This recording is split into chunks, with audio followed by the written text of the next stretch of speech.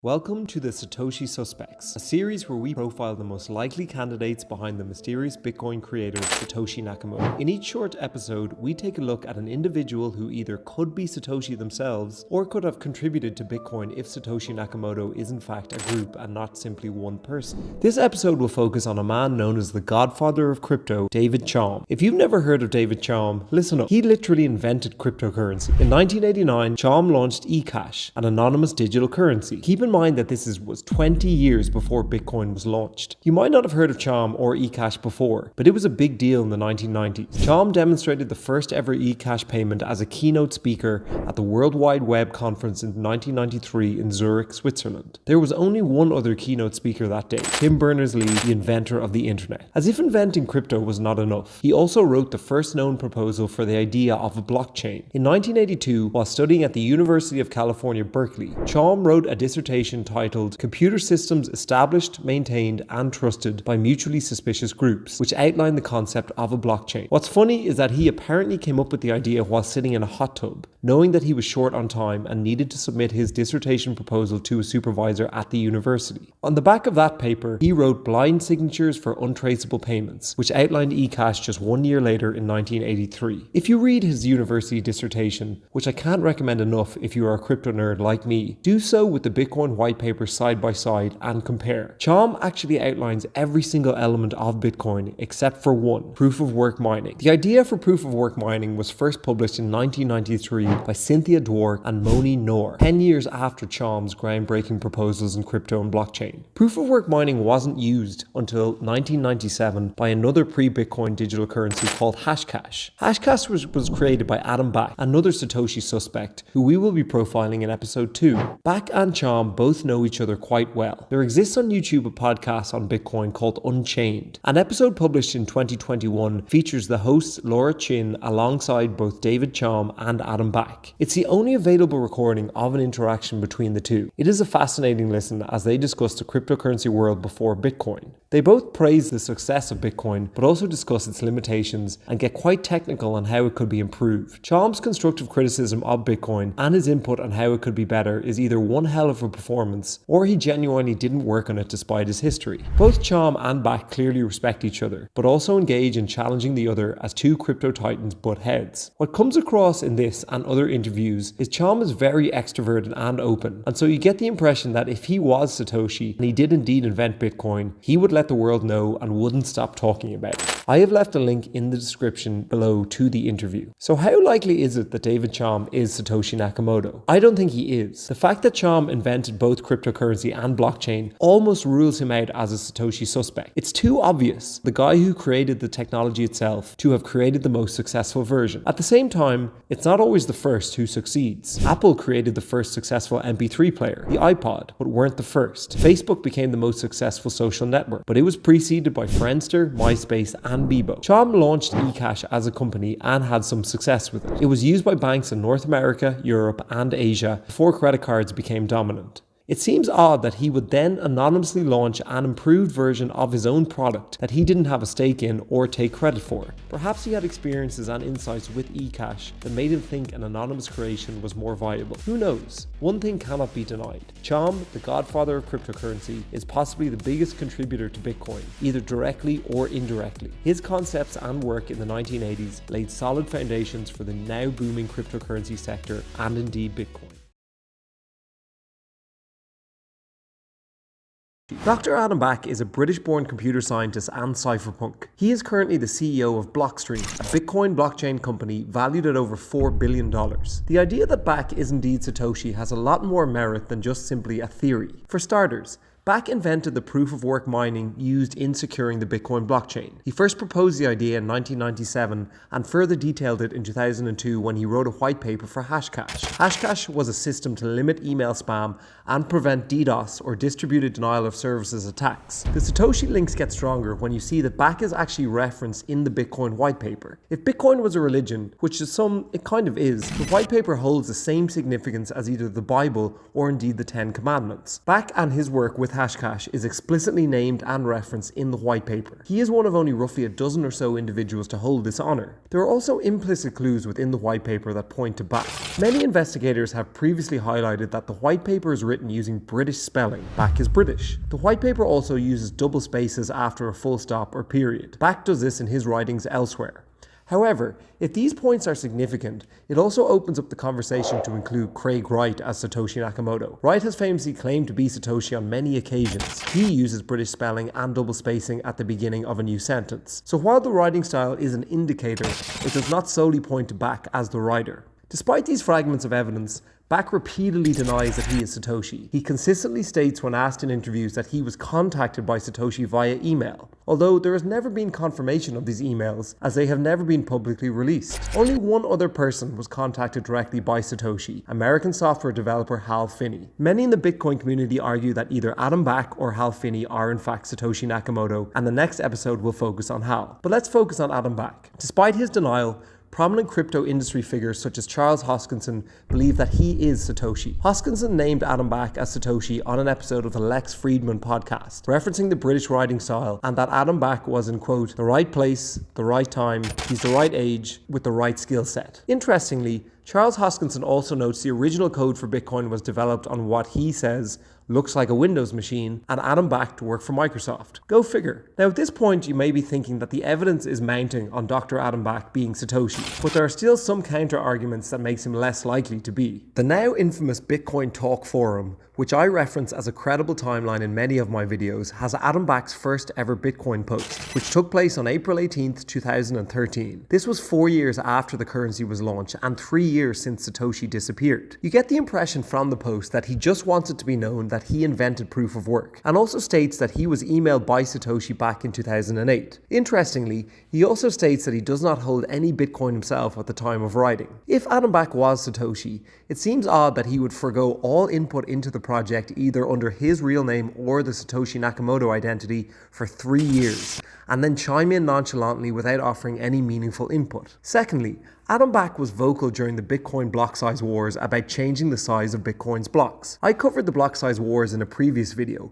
which you can find linked below. If you didn't know, the block size wars was essentially a standoff between those who fought to preserve Bitcoin's code and those who fought to change it. That period birthed Bitcoin Cash and Bitcoin Satoshi Vision, both of which had larger block sizes than the original Bitcoin code specified. If Adam Back was Satoshi Nakamoto, it seems unlikely he would have advocated for change. Besides the cypherpunk view that code is law, Satoshi had previously written about Bitcoin being able to scale with a large number of transactions. Quote, by Moore's law, we can expect hardware speed to be 10 times faster in 5 years and 100 times faster in 10. Even if Bitcoin grows at crazy adoption rates, I think computer speeds will stay ahead of the number of transactions. So, is Adam Back Satoshi Nakamoto? The links are undeniable, but the contradictory statements of Satoshi's writing on transactions and the lack of what we could call the smoking gun, Adam Back being Satoshi Nakamoto is a credible theory, but still just a theory without concrete evidence. His contribution to the protocol from his work on Hashcash cannot be denied, and he is one of the more likely Satoshi suspects, but I cannot say for definite that he is Bitcoin's mysterious creator.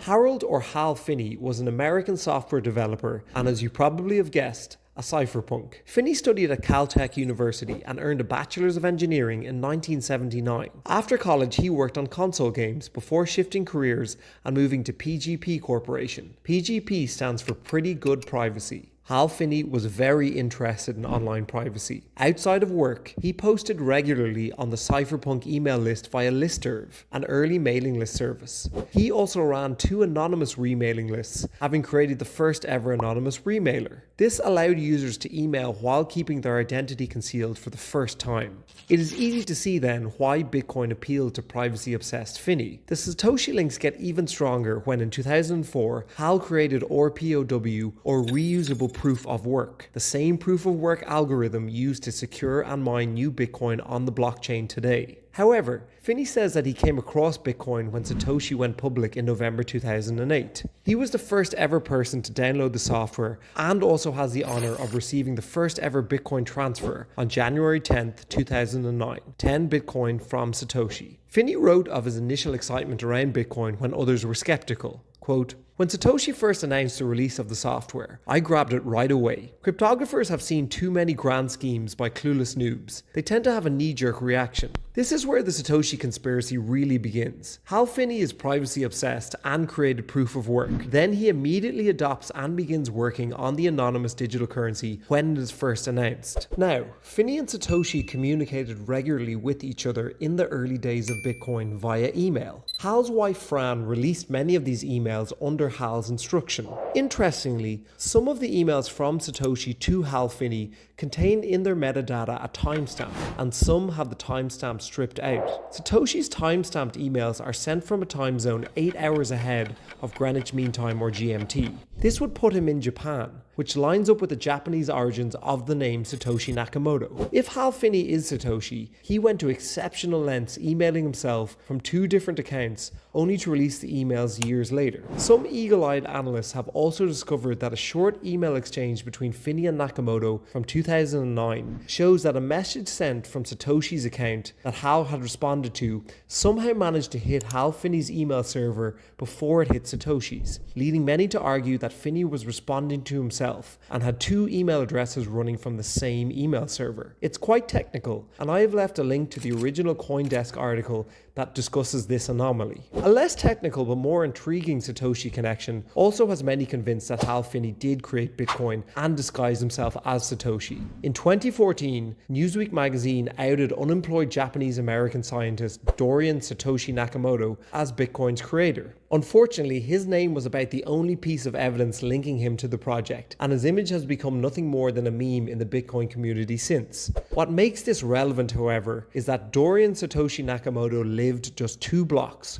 or 1 mile away from Hal Finney in Temple City, California. If Finney was indeed the Bitcoin creator and needed an alias to work under, maybe he knew of Dorian Satoshi Nakamoto and just thought his name was cool and decided to use it. We don't know if this is a coincidence or a significant clue. There were 1,770 people in the US with the surname Nakamoto in the 2010 census. There were also 799 people with the first name Satoshi. That doesn't mean much, but it's important to highlight that others exist apart from Dorian Satoshi Nakamoto with at least 50% of the name. It's certainly more plausible that Hal is Satoshi, but we may now have missed the opportunity to find out for sure. Sadly, Hal Finney was battling ALS or Lou Gehrig's disease for the final 5 years of his life. He passed away on August 28, 2014, aged just 58 years old. Many point to this timeline as the explanation for Satoshi stepping away from Bitcoin on April 23, 2011. His death would also explain the complete lack of movement of the estimated 1.1 million Bitcoin in Satoshi's wallet, valued at over $20 billion today. Those Bitcoin have never moved and likely never will. I say likely, as in the plot twist more like sci-fi.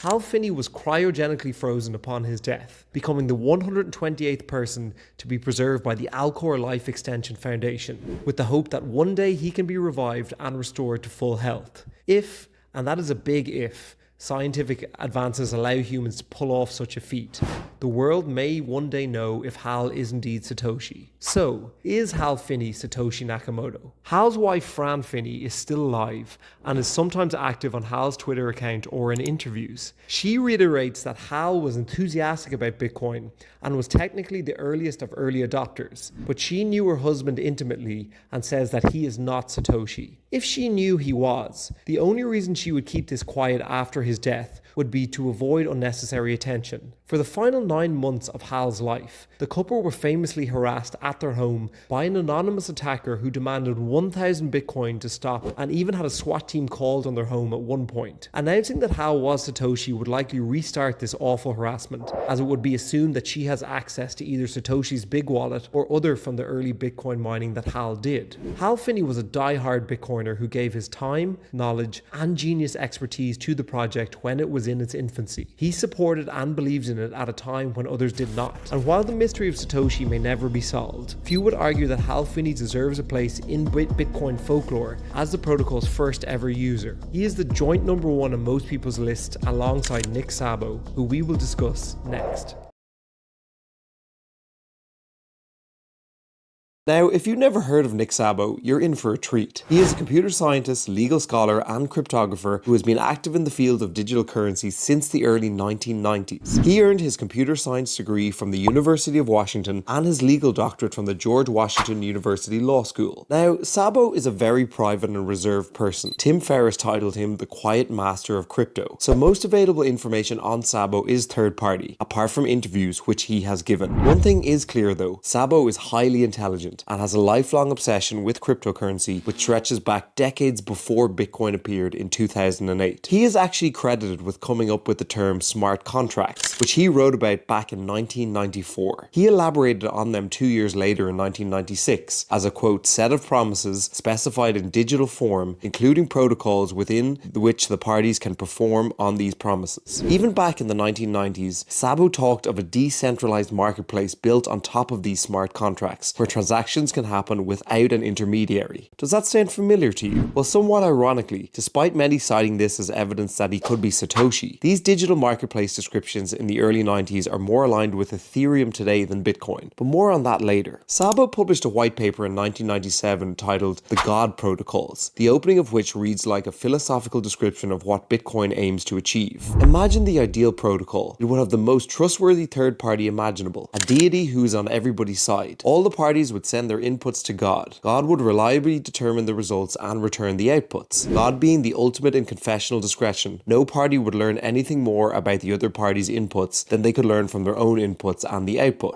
If you strip out the theology, he is essentially describing a decentralized anonymous blockchain. He even writes later in the God Protocols about running a spreadsheet across the internet. I have left a link in the description below to the God Protocols by Nick Szabo. Interestingly, he cites our first Satoshi suspect and inventor of cryptocurrency, David Chaum, in the paper. It appears that in writing the God Protocols, Szabo reverse engineered his smart contract propositions and deeply understood that the protocol underlying them would have to be impenetrable and immutable for them to fulfill their desired promises. Now, you may be thinking that while the smart contract descriptions and God Protocols hint at Szabo refining the idea that could have one day become Bitcoin, they aren't exactly concrete evidence. Well, in 1998, we got the closest thing to concrete evidence in this search for Satoshi when Nick Szabo published his white paper on BitGold. BitGold, apart from sharing 3 of the 7 letters of Bitcoin, is almost an early Bitcoin version and was described as a direct precursor to the Bitcoin architecture. BitGold is a trustless, anonymous, mineable digital currency using proof of work. Hal Finney is explicitly mentioned, by the way, with a hard supply cap that runs on what he called a bit string, which is the same idea as a blockchain. The similarities between Bitcoin and BitGold are almost eerie. What is remarkable is how he predicted certain Bitcoin issues and attributes of Bitcoin when describing BitGold. When discussing BitGold mining and BitGold miners, he foresaw how access to computing power would give some miners an advantage over others, as whoever, quote, invents and deploys an optimized computer architecture would earn a very substantial profit. He also discusses the inflation problem of fiat currency and the portability issues of precious metals, both of which would be solved by BitGold and were solved by Bitcoin. So what happened to BitGold? Well, Szabo never launched it, but in 2008, the same year that Bitcoin white paper was released, he commented on his blog post that he intended to launch a, quote, live version of his currency. Now, I am not alone in thinking Nick Szabo is Satoshi Nakamoto based on his work. Elon Musk has said it too. On an episode of the Lex Fridman podcast, Musk says that if you look at the evolution of the ideas that precede Bitcoin, Nick Szabo is the one most responsible for those ideas and their evolution. Several credible independent journalists who have looked into the Nakamoto mystery have also landed on Nick Szabo. New York Times journalist Nathaniel Popper wrote in 2015 that the most convincing evidence pointed to a reclusive American man of Hungarian descent named Nick Szabo. British journalist Dominic Frisby outed Szabo as Satoshi in 2014. Szabo then emailed Frisby writing, "I'm afraid you got it wrong doxing me as Satoshi, but I'm used to it." So he denies it, no surprise. But is there a counter argument that could disprove his possible Satoshi identity? Earlier I mentioned that his early smart contract writings are more aligned with Ethereum than Bitcoin. Well, Szabo seems to be more of a fan of ETH than Bitcoin, at least publicly. He told Business Insider magazine that, quote, Ethereum has vast potential, whereas Bitcoin won't ever do anything well beyond implementing a currency. That seems quite a harsh viewpoint if Bitcoin was his creation, but at the same time, his restricted view on Bitcoin versus Ethereum is in line with what he hoped BitGold would one day be. So, is Nick Szabo Satoshi Nakamoto? It seems likely. As Elon stated, he is the most responsible for the evolution of the ideas that underpin Bitcoin. Others contributed, of course, and Szabo references them in his writing, namely Hal Finney and David Chaum. Yes, there is no hardcore evidence, but if he isn't, what is the alternative?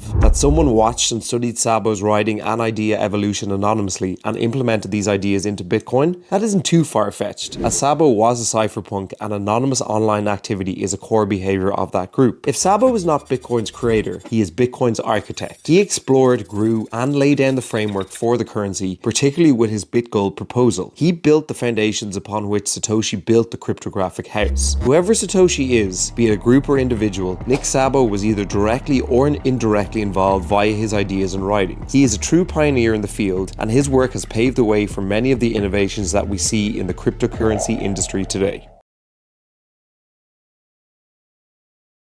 In this episode, we will be examining the most controversial figure in the search for Satoshi, Craig Wright. Craig Wright is an Australian computer scientist and entrepreneur. He was born in 1970 in Brisbane, Australia. Wright is an individual who claims to be many things. On his website, drcraigwright.net, he lists himself as an eternal student and researcher, end-chain chief scientist, lawyer, banker, economist, pastor, coder, investor, mathematician, stats, and world curious. Oh, and he also says that he is the Bitcoin creator Satoshi Nakamoto. That's correct. Craig Wright is unique in this series and indeed the Bitcoin world, as he is the only suspect who is actively and publicly claiming to be Satoshi. This is a massive source of debate within the Bitcoin community. Believe it or not, the entire story emerges from a 7-month period from November 2015 to May 2016. In late 2015, the first link between Craig Wright and Satoshi appeared when Wired magazine and Gizmodo both named Wright as potentially being Satoshi in separate articles that were made public on the same day. These were based on evidence that was leaked to them from a source, quote, close to Wright. At the same time, Wright also appeared via Skype at a Bitcoin investor conference as part of a panel that includes suspect number 4, Nick Szabo. He alludes to the fact that he was involved in Bitcoin early but, quote, keeps his head down and was a miner, quote, in the early days, without disclosing any details. He smiles at just the right time as if he is hiding something or knows something that we don't know. Then, on April 7th, 2016, Gavin Andreessen, an early Bitcoin developer, flew to London and met with Wright in a hotel conference room in Covent Garden. This meeting is known as the private signing session, where in front of Andreessen, in real life, Craig Wright signed Bitcoin blocks with the private keys associated with the first ever Bitcoin transaction, which was executed by Satoshi Nakamoto. This stunning act meant that Wright had Satoshi's private keys and was therefore Satoshi Nakamoto himself. Wright later repeated the process in front of John Motanis, founder of the Bitcoin Foundation. Both men believed what they saw. Andreessen wrote on his blog, "I believe Craig Stephen Wright is the person who invented Bitcoin," while Motanis said that "I have no doubt that Craig Stephen Wright is the person behind the Bitcoin technology." Craig Wright as Satoshi gained even more momentum just a few weeks later, when on May 2nd, 2016,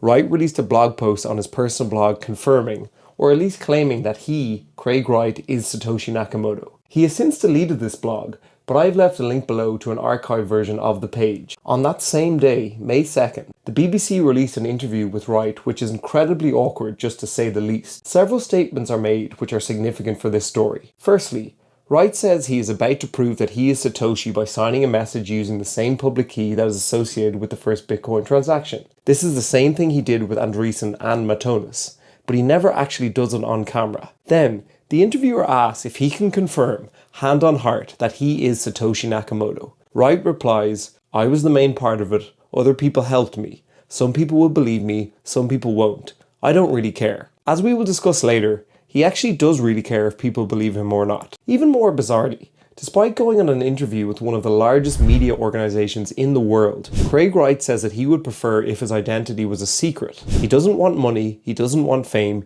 he just wants to be left alone. Since then, he has pursued both money and fame, some could argue. Finally, he closes the interview saying that he didn't decide to come forward and that the decision to go public was, quote, decided for him. He says he will only do an interview once and never step in front of a TV camera again. Then he does interviews with The Economist and GQ magazine. Since that day, Wright has participated in several dozen on-camera interviews. That is a lot of publicity for a man who doesn't want fame, but I digress. From the Wired and Gizmodo articles in late 2015 to a core Bitcoin developer in Gavin Andreessen and the Bitcoin Foundation founder both stating that Wright is Satoshi, and of course the mainstream media coverage, that should all be enough, or at least is significant enough to entertain the idea that Satoshi's real identity has been discovered. discovered. As quickly as it was made public, Wright's claims were disputed. Wired magazine backtracked on their article just a few days after it was released by Wright, quote, appeared to be fraudulent. Both Wired and Gizmodo were supplied with hacked emails, legal filings, deleted blog posts, and other documents, all allegedly coming from Wright's personal computer. There are suspicions, though, that Wright leaked these documents himself, or a member of his team did. Now, the leaked blog posts, which amazingly show Wright discussing blockchain, crypto, and Bitcoin itself as far back as 2008, before Bitcoin was publicly launched, were later shown by Wired magazine to have been edited in early 2015. The leaks also link Wright with the email address Satoshi Nakamoto used to launch the Bitcoin white paper. Craig Wright can't prove that he is Satoshi Nakamoto, but he does have the educational background and technical skills to create Bitcoin, even if he can't prove it, right? Well, that has also been called into question by some very close to the matter.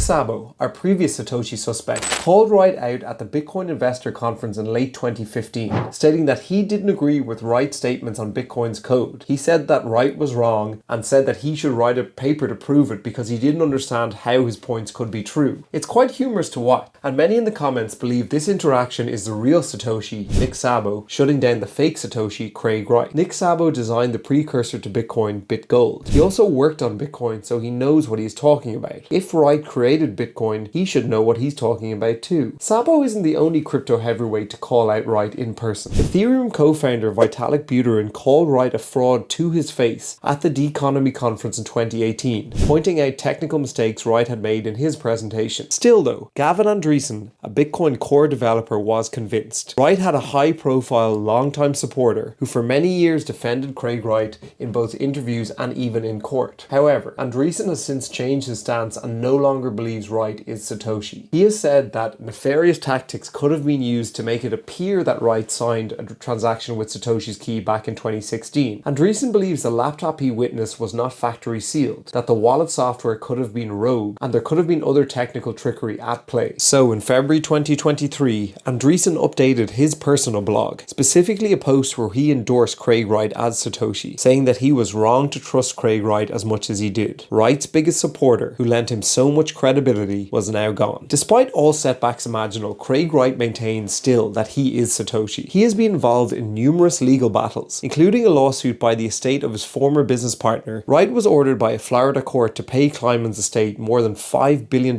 Bitcoin, which is believed to be one of the largest court-ordered awards in history. He also lost a defamation case against Hodlnaut, a Bitcoiner who publicly declared Craig Wright to be a fraud. Craig Wright was deemed by the court to have not provided sufficient evidence that he was in fact Satoshi. A lot of other weird stuff happened, which is worth mentioning. Wright copyrighted the Bitcoin white paper, which has obviously angered the Bitcoin community, as several websites had to take it down. It also emerged that Wright had unsuccessfully applied to work at the Bitcoin Foundation years ago. He also got behind Bitcoin SV, or Bitcoin Satoshi Vision, which he calls True Bitcoin, then tried to sue Bitcoin and Bitcoin Cash for copyright infringement, which of course he lost in court. None of this made him look like he was the open source, anti-establishment visionary who gave us Bitcoin in the first place. So, the question must be asked, is Craig Wright really Satoshi Nakamoto? I don't think so, and many people in the cryptocurrency community remain skeptical of his claims. While Wright has previously provided some technical evidence to support his claim, this was done in a strange private way to a select few, when it would be just as straightforward to do so in public and put the debate to rest. Ironically, the more he has tried to prove that he is Satoshi, the less believable the claim has become. The idea and debate still rages on today, but the original sources from the 7-month period in 2015 to 2016, when Wright claimed to be Satoshi originally, have all backtracked one by one since then. There are just too many questions left unanswered. If Wright was Satoshi, why did he apply for a job at the Bitcoin Foundation? Why did he, in his own words, destroy the keys to the $42 billion in Satoshi's/his wallet? Why did he release the Bitcoin white paper for free, only to copyright it years later? Why can't he just log into Satoshi's email or the Bitcoin forum account and send a message or a post? There are too many inconsistencies in the story, and the constant legal challenges, technical mishaps, and contradictions in his behavior do nothing to strengthen his claims, which should on paper be very easy to do. It is really hard on the outside to believe that Craig Wright is Satoshi. Other crypto pioneers such as Vitalik Buterin have publicly labeled him as a scammer. Gavin Andreessen has written that he was wrong to trust Wright. CZ, who founded Binance, straight up says Wright is not Satoshi. Almost every time he has gone to court, Wright has lost his case. In my opinion, he is trying to get clout or credit for someone else's work, and he is failing at it. The one man who claims to be Satoshi cannot prove it. And so, the search continues.